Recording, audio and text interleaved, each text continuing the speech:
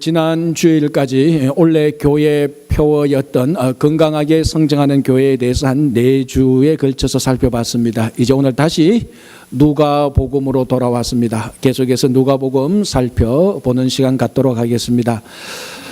오늘 누가복음 이제 우리가 함께 살펴보는 본문은 누가복음 19장 28절부터입니다. 이 부분이 누가복음 전체에서 하나의 전환점을 이루는 새로운 시작이 됩니다. 왜냐하면 지금까지 예수님께서 이제 사역을 하셨다가 갈릴리에 사역하시고 또 여리고로 가셨다가 이제 오늘 본문부터 드디어 본격적으로 예루살렘을 향하여 들어가기 시작하십니다. 그래서 오늘부터 예수님의 마지막 사역, 십자가 사역을 위하여서 이제 예루살렘으로 출발하는 예루살렘을 향하여 나아가는 바로 그 본문이 됩니다. 그래서 오늘 본문은 사실은 주로 종려주일 때 많이 나누는 본문입니다. 오늘도 본문 보면 예수님께서 어린 나귀를 타고 이제 예루살렘을 향하여 들어가실 때 마태복음이나 마가복음 보면은 호산나 다윗의 찬송이 하면서 종려나무 가지를 흔들었던 바로 그 본문입니다. 그러나 우리가 누가복음 이제 순서대로 살펴보다가 보니까 꼭 종려주일이 아니더라도 이 종려주일에 해당되는 이 본문을 살펴보게 되는 것입니다. 오늘 예수님께서 드디어 예루살렘을 향하여 나아가는 이 말씀, 이 상황, 이것을 우리가 같이 살펴보도록 하겠습니다. 자, 오늘 본문을 보면 예수님께서 예루살렘으로 향하기 위하여서 가장 먼저 하셨던 일이 나옵니다. 그게 무언가 하면은 어린 나귀를 준비하고 어린 나귀를 마련하고 타고 들어가는 것입니다. 그래서 오늘 본문에 예수님께서 제자들 가운데 이 두 명에게 예수님께서 계신 곳 맞은편에 가서 어린 나귀, 그러니까 오늘 본문에 보면 나귀 새끼죠. 그래서 발음이 좀 거칠어서 제가 어린 나귀로 바꿉니다. 어린 나귀를 데려오라라고 말씀을 합니다. 그러면서 하시는 말씀이 만일 누가 묻거든 또는 주인이 왜 내 나귀를 가져가느냐 이렇게 말하거든 그 주인이나 어린 나귀를 데려오는데 방해하는 사람들에게 주가 쓰시겠다 하라 이렇게 말하라고 알려줍니다. 오늘 본문을 보니까 진짜로 제자들 가운데 2명이 맞은편에 가서 매여 있는 어린 나귀를 풀어서 가지고 오는데 이 어린 나귀의 임자가 말합니다. 왜 가지고 가느냐? 뭐 이런 식으로 이제 말을 했겠죠. 그때 제자들이 뭐라고 말합니까? 주가 쓰시겠다. 그러니까 그 임자가 소의 임자가 그냥 이 어린 나귀를 제자들의 손에 맡겨서 어린 나귀를 제자들이 주님께 가져옵니다. 자, 이 이제 상황을 보면서 저는 이것을 보면서 이 주가 쓰시겠다고 했던 이 말씀 이것이 마치 어떤 암호 같기도 합니다. 그러니까 이 어린 나귀를 가져오는데 예수님께서 상상력을 발휘해서 미리 이 소의 임자와 암호를 딱 결정해 놨습니다. 그래서 내가 사람을 보내거든 그 어린 나귀를 보내라. 그런데 암호를 대야 된다. 그래서 주님께서 암호를 제자들에게 말해줍니다. 암호는 주가 쓰시겠다이다. 그래서 어린 나귀를 데리러 제자들이 갔는데 진짜로 그 소의 임자가 딱 붙답니다. 자, 뭘 대야 됩니까? 암호를 대야죠. 주가 쓰시겠다 하니까 이 소의 임자가 암호를 딱 듣고 딱 풀어주게 되는 것입니다. 제 상상력입니다. 그러나 여러분 한번 생각해 보십시오. 이 소의 임자가 주가 쓰시겠다는 그 말을 듣는 순간 어린 나귀를 풀어주게 되는 것입니다. 자, 여러분 뭐 셀폰이나 컴퓨터나 랩탑이나 온라인 은행이나 여러분들이 사용하는 모든 요즘 첨단 기기를 사용하기 전에 반드시 해야 되는 게 있습니다. 무엇입니까? 패스워드를 넣어야 됩니다. 자, 셀폰을 여러분들이 사용하시거나 아니면 랩탑이나 컴퓨터를 사용할 때 켭니다. 켰다고 해서 컴퓨터를 사용합니까? 아니죠. 뭐를 넣어야 됩니까? 패스워드를 넣어야 됩니다. 암호를 대야 됩니다. 그래야 그 암호에 맞는 저장된 암호하고 내가 였는 암호하고 패스워드하고 일치할 때 풀려서 사용하게 되는 것입니다. 그러니까 요즘은 전부 다 이런 패스워드를 넣지 않는 한, 암호를 사용하지 않는 한 어떤 첨단 기구를 사용할 수가 없는 시대가 되었습니다. 여러분 지난 한 주간 동안 엄청나게 많은 패스워드를 넣었을 겁니다. 그리고 첨단 기기를 사용했을 것입니다. 자, 지금 제가 셀폰이나 컴퓨터의 패스워드를 말하는 것이 아니고 우리 인생의 패스워드를 묻고 싶은 것입니다. 주님께서 아까 그 어린 나귀 임자에게 미리 알려준 또는 어린 나귀를 사용할 수 있는 패스워드가 있었습니다. 무엇이었습니까? 주가 쓰시겠다는 것이 패스워드입니다. 똑같이 오늘 주님께서 우리 인생에 와서 패스워드를 줍니다. 주가 쓰시겠다. 그럼 우리는 그 패스워드를 듣고 우리 인생을 주가 쓰시겠다는 패스워드에 주님의 손에 넘겨야 되는 겁니다. 주님께서 우리 물질에 주가 쓰시겠다는 패스워드를 넣습니다. 그럼 우리가 그 패스워드, 그 비밀번호 암호를 듣고 물질을 내어놓는 것입니다. 주님께서 주가 쓰시겠다는 패스워드를 시간과 우리 재능의 패스워드를 넣으면은 우리가 그 패스워드를 알아듣고 내어놓아야 되는 겁니다. 그런데 많은 사람들이 자기 인생의 패스워드를 주가 쓰시겠다고 저장해 놓지 않은 게 문제입니다. 여러분 인생의 패스워드는 뭐라고 되어 있습니까? 내가 쓰겠다라고 되어 있죠. 그러니까 내 인생에 저장된 패스워드가 내가 쓰겠다라고 되어 있는데 주님께서 아무리 주가 쓰시겠다 해도 인생이 열리지가 않고 풀리지가 않고 주님을 위해서 사용 안 되는 겁니다. 내가 쓰겠다는 패스워드를 넣어야 열리는, 나만 위해서 사용하는 패스워드를 저장해놨기 때문에 주가 쓰시겠다고 하는 패스워드가 일치가 안 됩니다. 단 한 번도 주님께서 주가 쓰시겠다고 하는 패스워드를 넣어서 내 인생을 사용하지 못합니다. 왜? 내 인생에 저장된 패스워드는 주가 쓰시겠다가 아니고 내가 쓰겠다는 것이기 때문입니다.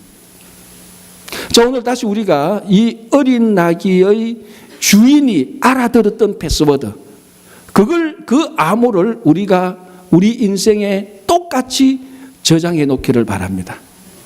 이제는 내가 쓰겠다는 패스워드를 다 지우고 주가 쓰시겠다는 패스워드로 저장해 놓고 주님께서 언제든지 무엇이든지 주가 쓰시겠다는 패스워드를 물질에, 시간에, 재능에, 우리 인생 전체에 그 패스워드를 넣을 때 우리 인생이 풀리고 열려서 주님께서 사용하는 그런 인생이 되시기를 바랍니다. 자, 주님께서 주가 쓰시겠다고 했던 패스워드를 열고 가지고 온 게 뭡니까? 나귀 새끼, 어린 나귀입니다. 자, 예루살렘을 향하여서 이제 예수님께서 십자가의 사역, 인류 구원의 사역을 향하여서 나아가는 그 첫걸음이 어린 나귀를 준비하는 것입니다. 왜 어린 나귀일까요? 왜 짐승 가운데서도 왜 어린 나귀고 왜 어린 나귀를 또 준비해야 되는 것이 첫 번째 마련해야 될 것입니까? 자, 대답은 의외로 간단합니다. 스가랴 9장 9절을 보면 알 수 있습니다. 자, 제가 한번 읽어드릴게요. 스가랴 9장 9절이 이렇게 되어 있습니다.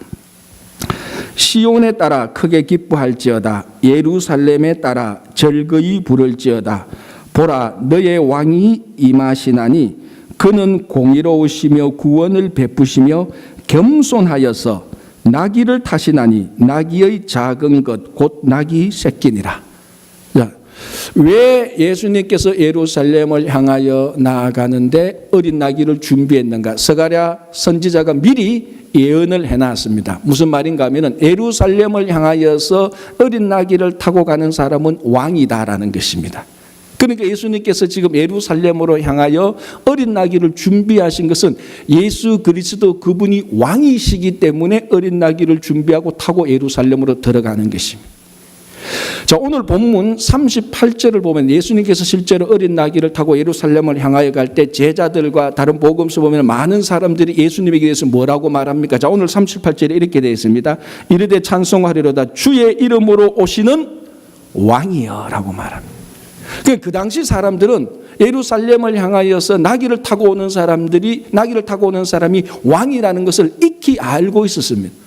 그런데 예수님이 어린 나귀를 타고 예루살렘으로 들어오니까 사람들이 함께 모여서 주의 이름으로 오시는 우리들의 왕이다라고 고백하게 된 것입니다.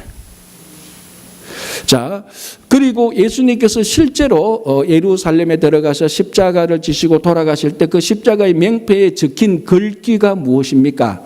유대인의 왕이었습니다. 물론 이 유대인의 왕이라는 것은 그 명패에 글을 쓰고 붙인 사람이 예수님이 진짜 유대인의 왕이라고 인정해서 붙인 게 아니고 조롱하고 멸시하기 위하여서 유대인의 왕이라고 붙여놨습니다.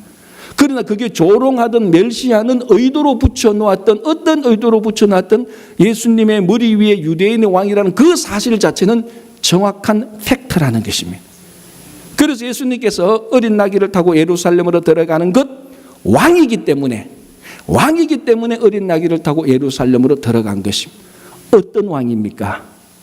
여러분들이 지금 생각하고 있는, 여러분들이 지금 겪어왔던 최고 통치자의 그런 왕하고 다릅니다. 만약에 지금 우리가 알고 있는 여러분들이 겪었던 왕이나 최고 통치자라면 어린 나귀를 타고 즉위식이나 어린 나귀를 타고 행진하지는 않습니다. 그러면 왜 하필 어린 나귀를 타고 들어간다고 스가랴 선지자는 기록해 놓았습니까? 어떤 왕이기에 어린 나귀를 타고 들어가야 되는 것입니까? 자, 이사야 1장 3절이 이사야 선지자가 이렇게 말합니다. 소는 그 임자를 알고 나귀는 그 주인의 구유를 안다라고 말합니다. 근데 이 나귀의 짐승 특징이 어떤가 하면요, 주인이 마련해 놓은 구유에 있는 밥만 먹는데요. 그러니까 자기 구유에 밥이 없으면은, 양식이 없으면은 이 나귀는 자기 구유 아닌 다른 나귀의 구유의 밥을 먹지 않는데요. 주인이 딱 정해준 것, 주인이 딱 정해준 그 구유에만 음식을 먹는 특징이 나귀에게 있다면, 그래서 주인에게 순종할 수밖에 없는, 주인에게 순종하는 특징이 있다는 것입니다. 그래서 어린 나귀의 짐승의 특징 가운데 주인에게 순종하는 그 특징을 뽑아서 어린 나귀를 타고 들어가는 왕은 순종의 왕이라는 것입니다. 여러분, 보통 왕은요, 순종하는 신하들을 많이 거느리고 있어야 좋은 왕입니다. 그러나 오늘 어린 나귀를 타고 가는 순종의 왕 예수 그리스도는 순종하는 많은 사람들을 거느리고 있는 순종의 왕이 아니고 자기 자신이 하나님에게 순종하는 왕입니다. 자, 이스라엘 백성들이 바벨론 포로 생활을 하게 됩니다. 바벨론에게 포로 잡혀가게 된 여러 가지 이유들이 있지만은 가장 큰 이유 한 가지는 하나님에게 불순종했기 때문입니다. 하나님의 말씀을 제대로 지키지 않고 불순종했기 때문에 그에 대한 징계로 바벨론에게 포로 가게 된 것입니다. 그리고 이스라엘 백성들이 바벨론 포로에서 귀환하게 될 때, 이제 우리가 귀환하게 돼서 다시 우리 땅에 들어가서 살 때는 영원토록 하나님께 불순종하지 말자, 그렇게 하나님께 순종하자, 그런 모토를 가지고 다 돌아옵니다. 그런 상황에서 왕을 세우는데 이 왕은 하나님에게 순종하는 왕이 될 때에 그 왕의 통치를 받는 백성들이 자연스럽게 하나님에게 순종하게 되는 것입니다. 그래서 바로 이 순종의 왕, 이스라엘 백성들이 원하는 오늘 이 본문에서 어린 나귀를 타고 가는 그 왕은 바로 순종의 왕. 이 순종의 왕이 하나님께 순종할 때 그 백성은 자연스럽게 하나님에게 순종하게 되는 것입니다. 그래서 나귀의 특징이 주인에게 순종하는 것입니다. 자, 또 한 가지, 조금 전에 제가 읽어드렸던 말씀처럼 스가랴 9장 9절을 보면은 이 어린 나귀를 타고 가는 그 왕의 특징을 말하고 있습니다. 그 성품의 특징이 겸손하다라고 분명히 얘기를 했습니다. 그러니까 이 어린 나귀를 타고 가는 왕은 어떤 왕인가? 순종의 왕이기도 하지만 겸손의 왕입니다. 여러분, 보통 세상의 왕은 카리스마가 있어야 되고 위엄과 권위가 있어야 됩니다. 그래서 왕의 상징으로 나타나는 짐승은 카리스마가 위엄과 권위가 있는 짐승입니다. 예를 들자면 사자, 그 이미지가 왕의 이미지죠. 호랑이나 아니면은 독수리 이미지. 그러니까 어떤 날짐승이나 육지에 있는 짐승 가운데 가장 카리스마 있고 힘이 센 짐승, 그것도 아니면은 전설상에 있는 짐승, 용, 봉황, 이런 것들이 왕의 이미지하고 일치하는 짐승인데, 예루살렘으로 들어가는 예수님이 타고 가신 어린 나귀는 왕하고는 전혀 맞지 않는 그런 이미지의 짐승입니다. 오히려 겸손한 이미지, 오히려 겸손한 성품을 가진 왕이라는 것입니다. 이스라엘 백성들이 바벨론 포로로 잡혀간 두 번째 이유는 우상숭배였습니다. 그 우상숭배의 근본이 무엇이었는가 하면은 교만입니다. 왜냐하면 구약의 역사를 볼 때 이스라엘 백성들이 겸손하지 않고 교만했을 때는 항상 하나님을 의지하지 않습니다. 하나님을 의지하지 않는 이스라엘 백성들은 반드시 우상을 숭배했습니다. 우상을 숭배한 대가로는 반드시 하나님으로부터 징계를 받았습니다.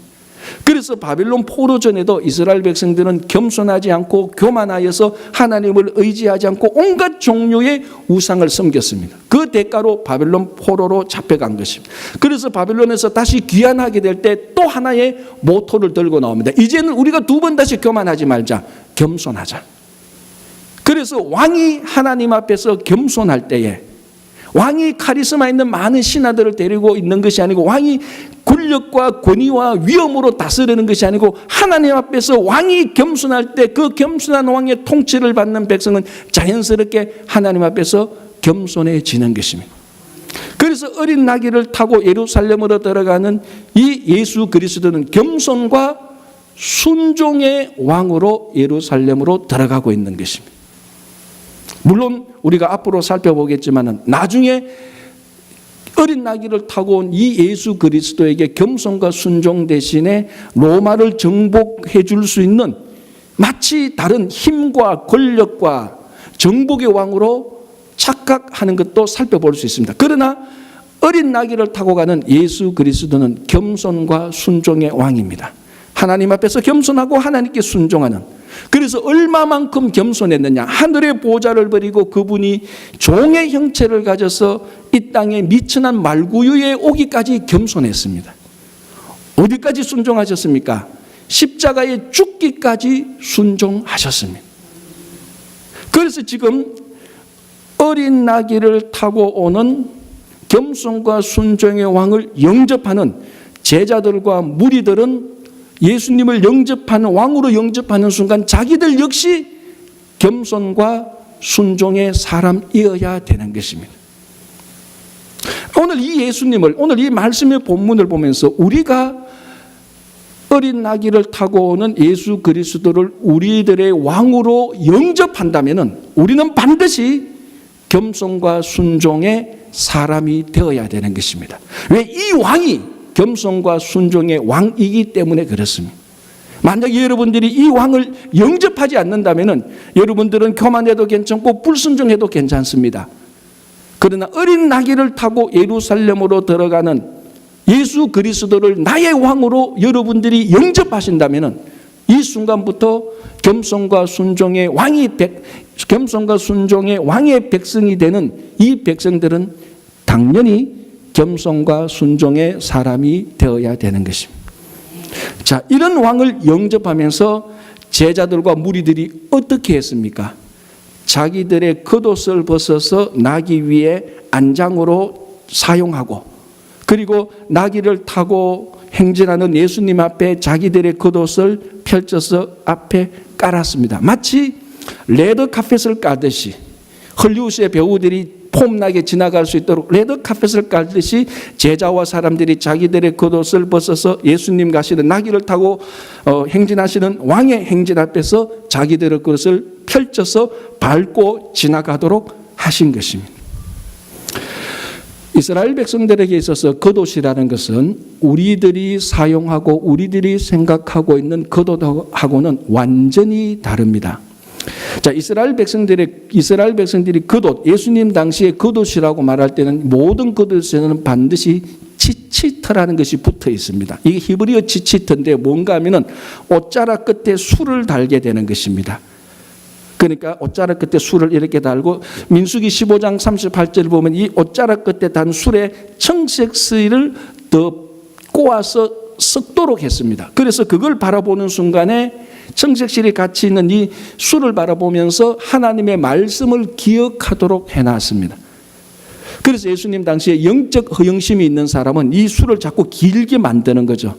그래서 나는 이만큼, 또는 잘 보이도록 이만큼 확실히 하나님의 말씀에 대해 확신을 있고 순종한다는 그런 영적 허영심을 드러내기도 했습니다.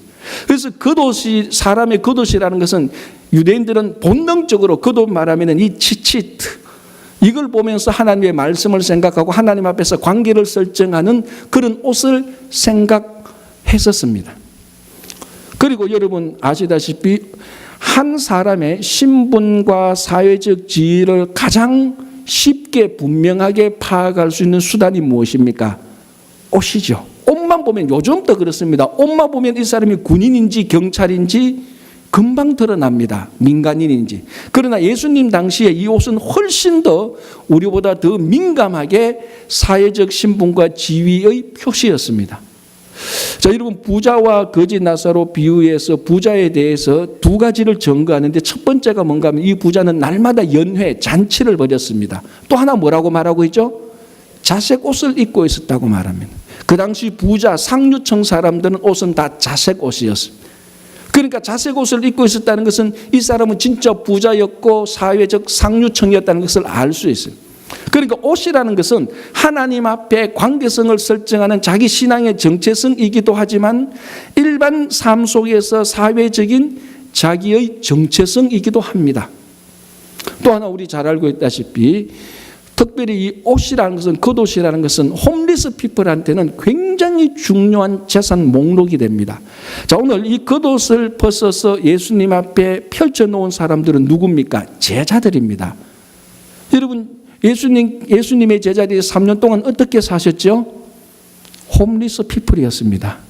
집 없이 살았잖아요. 집을 다 뒤에 버려두고 배와 거물과 부친을 다 버려두고 3년 동안 예수님과 함께 떠돌아다녔습니다. 그러니까 어떤 한 곳에 거주한, 우리가 살고 있는 이런 집이 없었습니다. 이런 사람들한테 제일 필요한 재산이 겉옷입니다. 왜냐하면 아시다시피 그 중동 지역, 그 팔레스타인 그 지역은 일교차가 아주 심합니다. 밤에는 굉장히 춥습니다.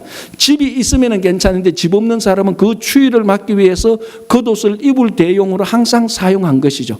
그래서 이 겉옷이 없다면 이불도 없고 밤에 굉장히 춥고 정말로 건강에, 생명에 위태한 지경까지 가는 것입니다. 그래서 이 겉옷은 특별히 집 없는 사람들의 재산 목록 1호이기도 하고 밤에 자기를 지켜주는 보호막이기도 하는 것입니다. 그래서 우리 율법을 보면은 가난한 사람들의 겉옷은 저당도 잡지 못하도록 딱 규정해 놓았습니다. 그만큼 겉옷은 특별히 예수님의 제자들, 집 없이 예수님과 함께 3년간 동고동락을 했던 이 제자들에게 겉옷은 자기들의 보호막이요, 자기들의 재산 목록 1호였습니다. 이 겉옷, 그러니까 우리가 생각하는 겉옷하고 제자들이 벗어놓은 겉옷은 완전히 가치와 의미와 상징이 판이하게 다릅니다. 이 겉옷이라는 것은 무엇인가 하면 자기들의 신앙의 정체성이요, 사회의 정체성이요, 자기 자신을 드러내는 게 자기의 보호막이요, 자기의 가장 중요한 재산, 그것을 어린 나귀를 타고 오는 예수님 앞에 왕으로 영접하면서 그것을 앞에 펼쳐 놓은 것입니다. 내어 놓은 것입니다.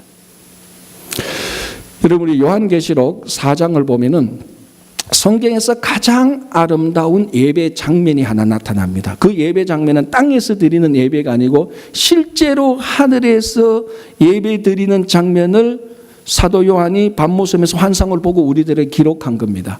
그러니까 천상에서 아마 우리가 나중에 영원한 삶을 살게 될 때 드리는 예배의 모습이 바로 그런 것일 겁니다. 정말 천군 천사들이 아름답게 찬양을 하고 가장 존귀한 24장로들이 보좌를 삥 둘러서 하나님께 예배를 드립니다. 정말 휘황찬란하고 완전한 예배입니다. 이 땅에서는 도저히 이루어질 수 없는 완전한 예배의 모습을 보여주는데, 그 예배의 하이라이트가 뭔가 하면은 24장로들이 전부 다 자기들의 면류관을 벗어서 보좌에 앉으신 왕이신 하나님에게 면류관을 벗어 드리는 것입니다. 그게 완전한 예배의 가장 하이라이트입니다. 자기들의 면류관을 벗어서 하나님의 왕 대신 하나님께 보좌에 앉으신 왕에게 올려드리는 것입니다. 요즘도 그렇기도 하지만 고대 중동의 전쟁에서 A나라와 B나라가 전쟁을 했는데 B나라가 A나라한테 졌습니다. 그러면 B나라의 왕은 자기의 왕관을 벗어서 A나라의 왕에게 벗어서 왕관을 주어야 됩니다. 이것은 무슨 의미인가 하면 완전한 항복과 완전한 복종을 의미합니다. 자기가 왕관을 벗어서 다른 왕에게 주는 것, 완전한 항복, 완전한 복종을 의미합니다. 똑같이 24장로들이 자기들의 면류관을 벗어서 보좌에 앉으신 왕에게 면류관을 드는 것은 온전한 복종과 온전한 항복을 의미하는 것입니다. 자, 제자들이 어린 나귀를 타고 오는 왕이신 예수님 앞에서 그 벗어줄 면류관은 없지만은 면류관 대신 자기들에게 있는 게 무엇입니까? 그게 겉옷입니다. 24장로들이 면류관을 왕에게 드렸듯이 이 제자들은 자기들의 겉옷을 벗어서 왕으로 오는 예수님에게 펼쳐 놓은 것입니다.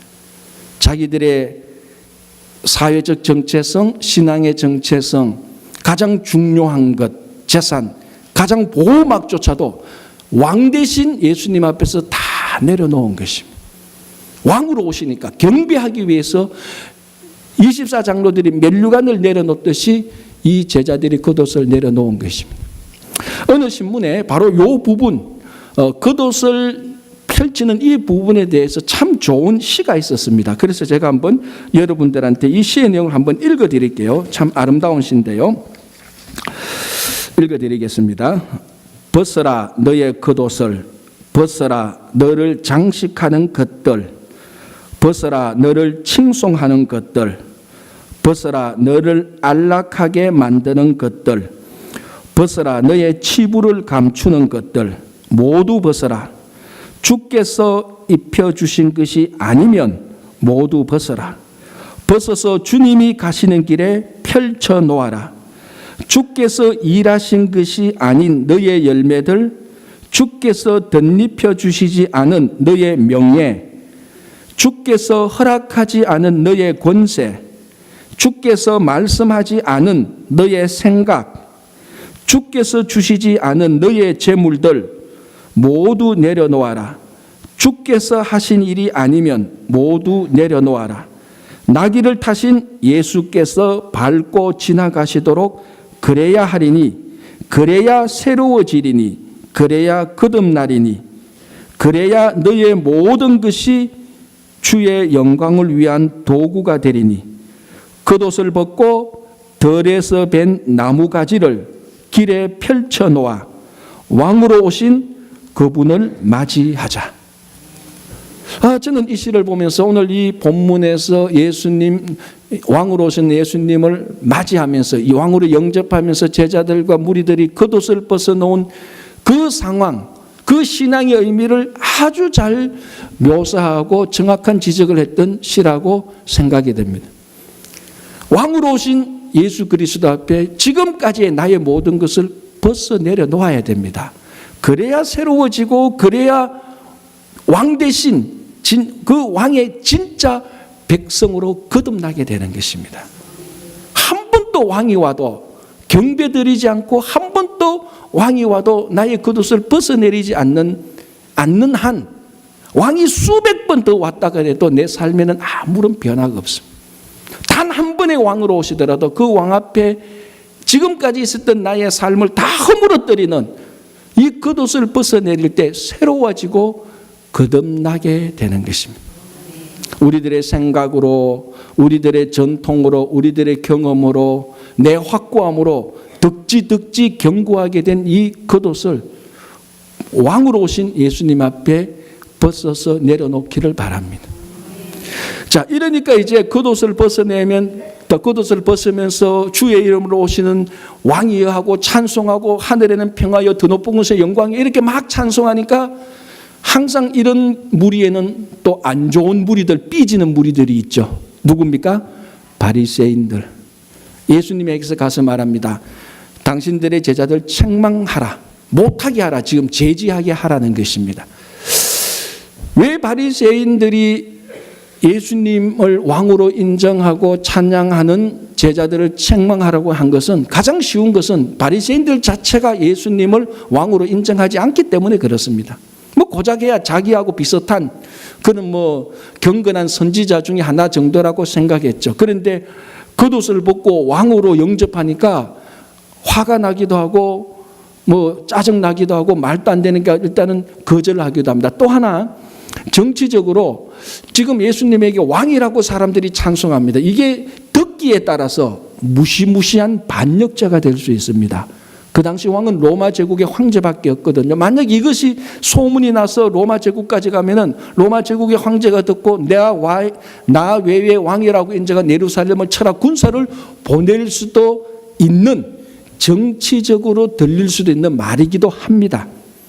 어쨌든 바리새인은 예수님이 왕이라고, 그리고 예수님에게 찬송하는 것을 지금 제지하고 막고 방해하고 있습니다. 이 누가복음에서 오늘 이 본문 이 장면에서 바리새인이 마지막으로 등장합니다. 그리고 누가복음 끝까지 이제 더 이상 바리새인은 등장하지 않습니다. 어떤 주석가는 이렇게 말합니다. 그래서 오늘 마지막으로 등장한 이 바리새인, 누가복음에서 마지막으로 등장한 이 바리새인이 예수님에게 항변한 것은 지금까지 바리새인들이 항변했던 것을 집중적으로 요약해 주고 있다, 이렇게 말을 합니다. 뭡니까? 예수님이 왕이라는 것을 거절하고 예수님께 찬송하는 것을 거절합니다. 그것을 못하게 합니다. 자, 바리새인이 이렇게 했는데 사실 이것은 사탄의 배후 활동에 불과한 것입니다. 사탄이 하는 활동이 뭡니까? 예수님이 왕으로 오신 예수님을 부인하게 하는 겁니다. 예수님을 찬양하는 것을 못하게 하는 거죠. 그게 사실은 가장 근저에 깔려있는 사탄의 활동들입니다. 마귀의 활동들이죠. 이걸 지금 바리새인들이 못하게 하니 예수님께서 뭐라고 말씀하십니까? 너희들이, 이 사람들이 찬양을 하지 않는다면 뭐라고 말합니까? 이 돌들이 소리 지를 것이다 라고 말을 합니다. 여러분, 우리 아무리 가르쳐줘도 못 알아듣는 사람들, 아둔한 사람들을 뭐라고 말하죠? 사실 돌머리라고 하면 돌대가리라고 말하죠. 강대상이니까 돌대가리는 좀 너무 거치니까 부드럽게 변해서 돌머리라고 말을 합시다. 돌머리라고 말을 하죠. 1 더하기 1이 2라고 아무리 가르쳐줘도 3 말하면 야, 이 돌머리야 라고 말을 하는 겁니다. 자, 오늘 이 바리새인들이 어떤 사람들입니까? 돌머리들이죠. 예수님께서 뭐라고 말합니까? 이 사람들이 찬송하지 않으면 돌들이 찬송할 것이라고 말합니다. 이게 무슨 의미가 있습니까? 이 돌들조차도 예수님이 왕이라는 것을, 찬양해야 하는 것을 무생물인 돌들조차도 알고 있다는 말 아닙니까?